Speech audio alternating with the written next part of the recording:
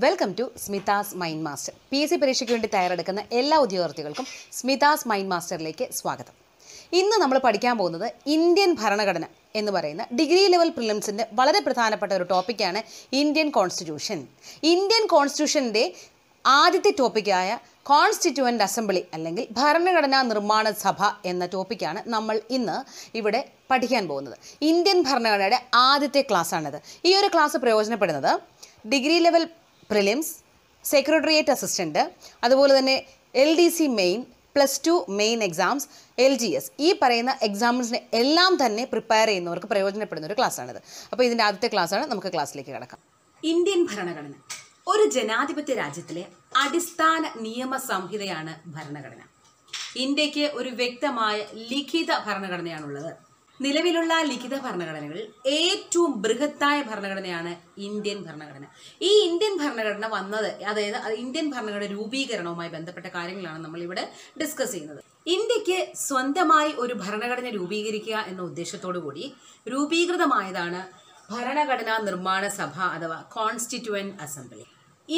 ഇന്ത്യക്ക് സ്വന്തമായൊരു ഭരണഘടന തയ്യാറാക്കാനുള്ള നിർദ്ദേശം കൊണ്ടുവന്ന പ്ലാനാണ് വേവൽ പ്ലാൻ. വേവൽ പ്ലാൻ എന്നാണ് 1945 വേവൽ പ്ലാൻ.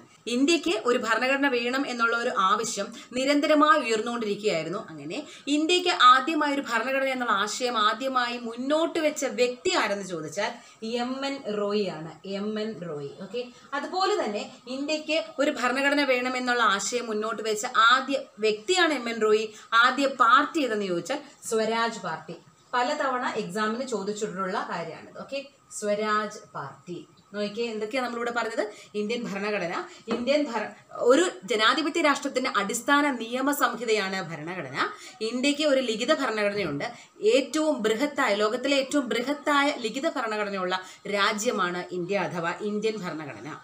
നോക്കിക്കേ, ഇന്ത്യക്ക് സ്വന്തമായൊരു ഭരണഘടന നിർമ്മിക്കാൻ വേണ്ടിയിട്ട് രൂപീകരിക്കപ്പെട്ട സഭയാണ് ഭരണഘടനാ നിർമ്മാണ സമിതി അല്ലെങ്കിൽ ഭരണഘടനാ നിർമ്മാണ സഭ, കോൺസ്റ്റിറ്റ്യൂവൻ്റ് അസംബ്ലി. ഇന്ത്യക്ക് സ്വന്തമായൊരു ഭരണഘടന ഉണ്ടാകണമെന്നുള്ള ആവശ്യം ആദ്യമായി ഉന്നയിച്ച വ്യക്തിയാണ് MN റോയി. ആദ്യമായി ഉന്നയിച്ച പാർട്ടി എന്ന് ചോദിച്ചാൽ എന്താണ്? സ്വരാജ് പാർട്ടി. മറക്കല്ലേ, ഇത് വളരെ ഇമ്പോർട്ടൻ്റ് ആണ്. ഇന്ത്യക്ക് സ്വന്തമായൊരു ഭരണഘടന തയ്യാറാക്കുന്ന നിർദ്ദേശം കൊണ്ടുവന്ന പ്ലാൻ ഏതെന്ന് ചോദിച്ചാൽ 1945 വേവൽ പ്ലാൻ. അങ്ങനെ നിരന്തരമായി ഇന്ത്യക്ക് സ്വാതന്ത്ര്യം, ഭരണഘടന, സ്വന്തമായൊരു ഭരണഘടന, ഈ ആവശ്യങ്ങളൊക്കെ ഇങ്ങനെ നിരന്തരമായി ഉന്നയിച്ചതിന്റെ ഫലമായിട്ട് ബ്രിട്ടീഷ് പ്രധാനമന്ത്രിയായിരുന്ന ക്ലെമന്റ് ആറ്റ്ലി ഒരു ക്യാബിനറ്റ് മിഷനെ രൂപീകരിച്ച് ഇന്ത്യയിലേക്ക് അയക്കുന്നു. ആ ക്യാബിനറ്റ് മിഷന്റെ അംഗങ്ങളായിരുന്നു Pethick Lawrence, Stafford Cripps and AV Alexander. അപ്പൊ എന്താണ് അടുത്ത പറയുന്നത്? Cabinet mission. Cabinet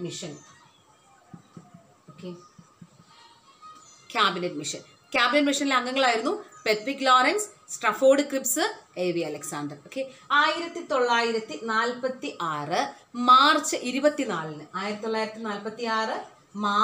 24 cabinet mission ഇന്ത്യയിലെത്തി. അങ്ങനെ ഈ ക്യാബിനറ്റ് മിഷൻ കാര്യങ്ങളൊക്കെ പഠിച്ച് ഒരു ഭരണഘടനാ നിർമ്മാണ സമിതി രൂപീകരിക്കണം എന്ന് തീരുമാനിക്കുകയും അങ്ങനെ അപ്രകാരം ഒരു ഭരണഘടനാ നിർമ്മാണ സമിതി ഇവിടെ രൂപീകരിക്കാൻ കാരണമായി. അപ്പോൾ ഒരു സ്വന്തമായി ഇന്ത്യക്ക് ഒരു ഭരണഘടന ഉണ്ടാകുന്നതിന് വേണ്ടി ഭരണഘടനാ നിർമ്മാണ സമിതി രൂപീകരിക്കുന്നതിന് കാരണമായ ദൗത്യം ആരുടെ എന്ന് ചോദിച്ചാൽ ക്യാബിനറ്റ് മിഷൻ.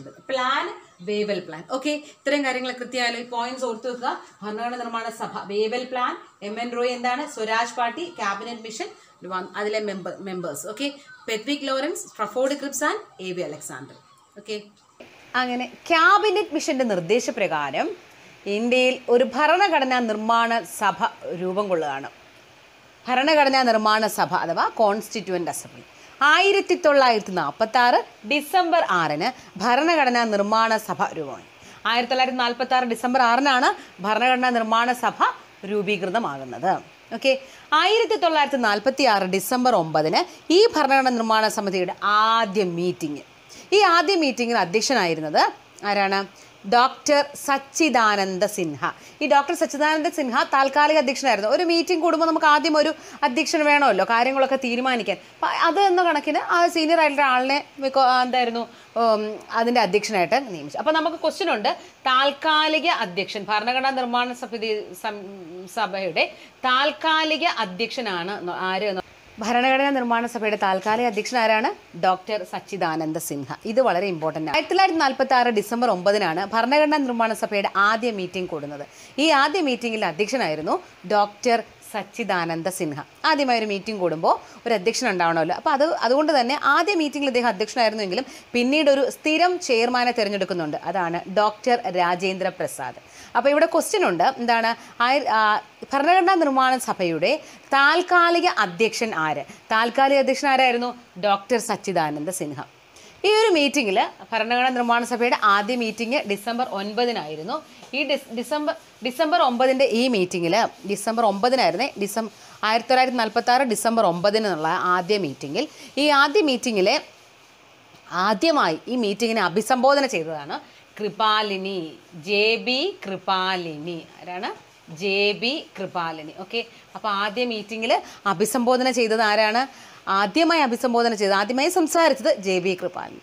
നോക്കാം, ഡിസംബർ 11-ന് അടുത്ത മീറ്റിംഗ്. അപ്പോൾ ആ മീറ്റിംഗ് മുതൽ ആരാണ്? ഡോക്ടർ രാജേന്ദ്ര പ്രസാദാണ് അധ്യക്ഷൻ. എന്ന് പറഞ്ഞാൽ നമ്മുടെ ഭരണഘടനാ നിർമ്മാണ സഭയുടെ അധ്യക്ഷൻ ആരാണ്? സ്ഥിരം ചെയർമാൻ ആരാണെന്ന് ചോദിച്ചാൽ ആരാണ്? ഡോക്ടർ രാജേന്ദ്ര പ്രസാദ്. ഭരണഘടനാ നിർമ്മാണ സഭയുടെ സ്ഥിരം അധ്യക്ഷൻ എന്ന് ചോദിച്ചാൽ ഡോക്ടർ രാജേന്ദ്ര പ്രസാദ്. ഭരണഘടനാ നിർമ്മാണ സഭയുടെ ഉപാധ്യക്ഷൻ അഥവാ വൈസ് ചെയർമാൻ, ഇപ്പം ഭരണഘടനാ നിർമ്മാണ സഭയുടെ permanent chairman doctor Rajendra Prasad, vice chairman HC Mukherjee. Okay, അപ്പോൾ എന്തൊക്കെ പോയിന്റ്സ് ആണ് ഇപ്പോൾ പഠിച്ചത്? 1946 ഡിസംബർ 6-നാണ് ഭരണഘടനാ നിർമ്മാണ സഭ രൂപീകൃതമാകുന്നത്. ഭരണഘടനാ നിർമ്മാണ സഭയുടെ താൽക്കാലിക അധ്യക്ഷനാണ് ഡോക്ടർ സച്ചിദാനന്ദ സിൻഹ.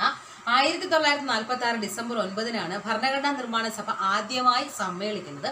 ഈ സമ്മേളിക്കുമ്പോൾ അവിടെ ആദ്യമായി ഈ സമ്മേളനത്തെ അഭിസംബോധന ചെയ്ത് സംസാരിച്ചത് JB കൃപാലിനിയാണ്.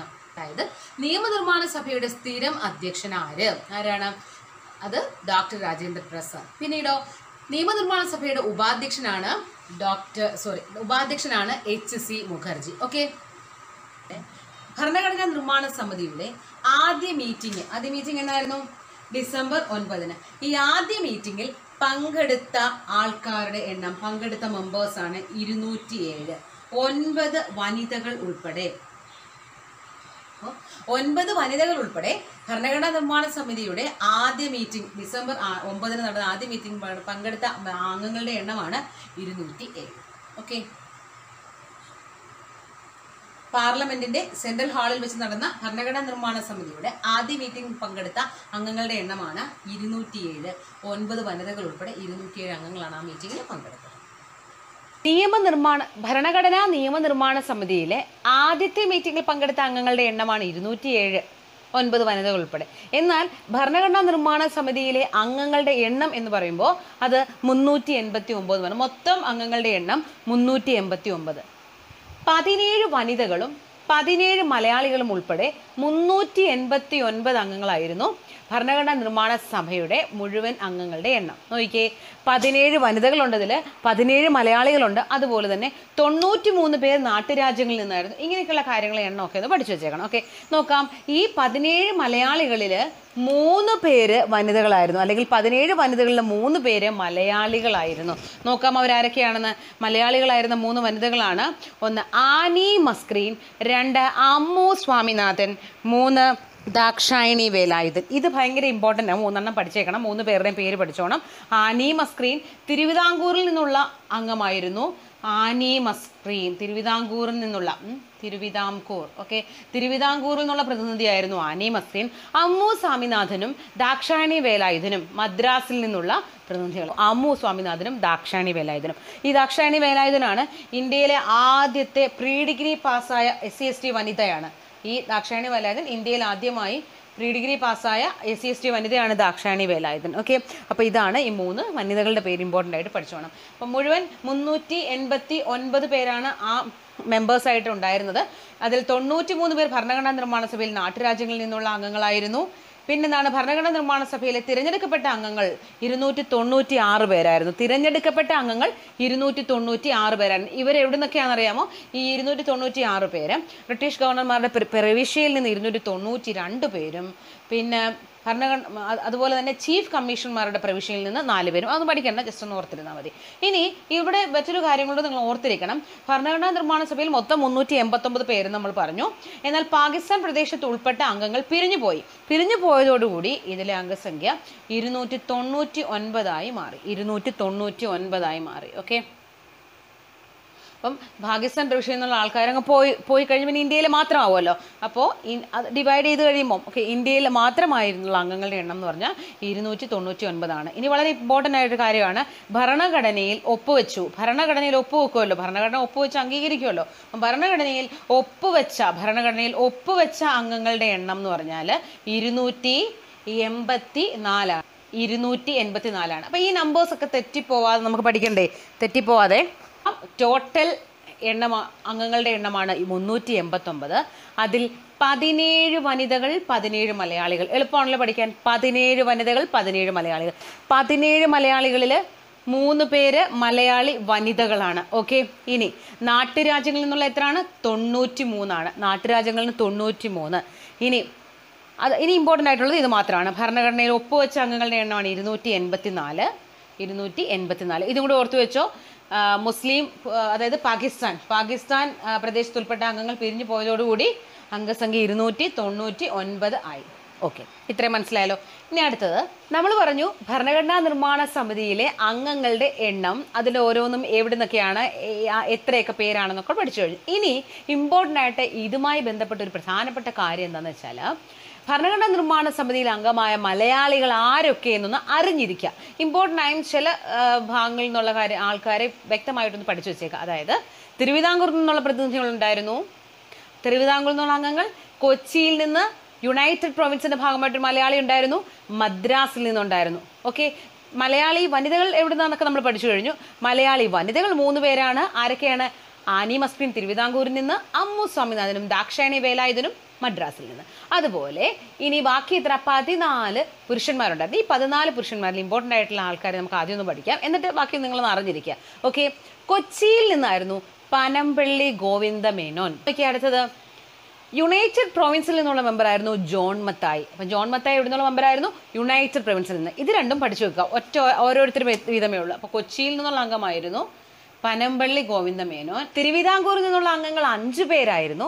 തിരുവിതാംകൂറിൽ നിന്നുള്ള അംഗങ്ങളാണ് Pattom Thanu Pillai, R Sankar, PS Nataraja Pillai, KA Muhammad, PT Chacko.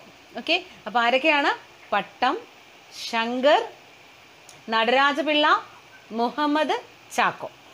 പട്ടം, ശങ്കർ, നടരാജപിള്ള, മുഹമ്മദ്, ചാക്കോ. എളുപ്പമല്ലേ? 5 പേരേ ഉള്ളൂ. ഇനി നമുക്ക് മദ്രാസിൽ നിന്നുള്ള അംഗങ്ങളുണ്ട്. അപ്പോൾ ഇപ്പോൾ 7 പേരായി. ഇനി 7 പേര് മദ്രാസിൽ നിന്നുള്ള അംഗങ്ങളുണ്ട്. വളരെ ഇമ്പോർട്ടൻസ് ഒന്നുമില്ല, ജസ്റ്റ് ഒന്ന് കേട്ടിരുന്നാൽ മാത്രം മതി. Okay, R Sankar, PS Nataraja Pillai, KA Muhammad and PT Chacko, Pattom Thanu Pillai. ഇത്രയുമാണ് മലയാളികളായിട്ടുള്ള തിരുവിതാംകൂറിൽ നിന്നുള്ള മെമ്പേഴ്സ്. മദ്രാസിൽ നിന്നുള്ള ആൾക്കാരുടെ പേര് മാത്രം ഒന്ന് ഓർത്തു വെച്ചോ. MK Menon, P Kunhiraman, B Pokker, K Madhava Menon, Ahmed Ibrahim, KTA Muhammad Ibrahim, Muhammad Ismail Sahib, Abdul Sattar ഹാജ്. അപ്പോൾ ഇതാണ് മലബാറിനെ പ്രതിനിധീകരിച്ചുണ്ടായിരുന്ന മദ്രാസിൽ നിന്നുള്ള പ്രതിനിധികൾ. ഓക്കെ, അപ്പോൾ ഇത്രയൊന്ന് ഓർത്തു വെച്ചേക്കുക. ഇനി 1946 ഡിസംബർ 11 മീറ്റിങ്ങിനെ പറ്റിയാണ് നമ്മൾ പറഞ്ഞുകൊണ്ടിരുന്നത്. 1946 ഡിസംബർ 13 ജവഹർലാൽ നെഹ്റു ലക്ഷ്യപ്രമേയം അവതരിപ്പിക്കുന്നു, അതായത് ഒബ്ജക്റ്റീവ് റെസൊല്യൂഷൻ. ഈ ലക്ഷ്യപ്രമേയമാണ് പിന്നീട് ആമുഖമായി മാറിയത്. 1946 ഡിസംബർ 13 നെഹ്റു അവതരിപ്പിച്ച ഈ ഒബ്ജക്റ്റീവ് റെസൊല്യൂഷനാണ് പിന്നീട് ആമുഖമായി രൂപപ്പെടുത്തിയത്. ഓക്കെ, 1947 ഡിസംബർ 13 ഇത് അവതരിപ്പിക്കുന്നു. ജനുവരി 22 ഭരണഘടനാ നിർമ്മാണ സഭ ഈ ലക്ഷ്യപ്രമേയത്തെ പാസ്സാക്കുന്നു. ഓക്കെ, അപ്പോൾ ഇത്രയും വെച്ചുകൂടെ നിർത്തുവാണ്. ഇനി അങ്ങോട്ട് നമ്മൾ ആമുഖം എന്ന് പറഞ്ഞ ടോപ്പിക്കിലേക്ക് പോവുകയാണ്. കുറച്ച് കാര്യങ്ങളും കൂടി അതിൻ്റെ കൂടൊപ്പം പറയാനുണ്ട്. നമുക്ക് അടുത്ത ക്ലാസ്സിൽ ബാക്കി ഡീറ്റെയിൽസുമായിട്ട് കാണാം. അതുവരെ ഇത് അപ്ഡേറ്റ് ആയിരിക്കുക. സബ്സ്ക്രൈബ് ചെയ്യാത്തവരുണ്ടെങ്കിൽ സബ്സ്ക്രൈബ് ചെയ്യാൻ മറക്കല്ലേ. നിങ്ങൾക്ക് ഈ ക്ലാസ് ഇഷ്ടപ്പെട്ടെങ്കിൽ താഴെ കമൻറ്റ് ചെയ്യുക, ലൈക്ക് ചെയ്യുക, ഷെയർ ചെയ്യുക.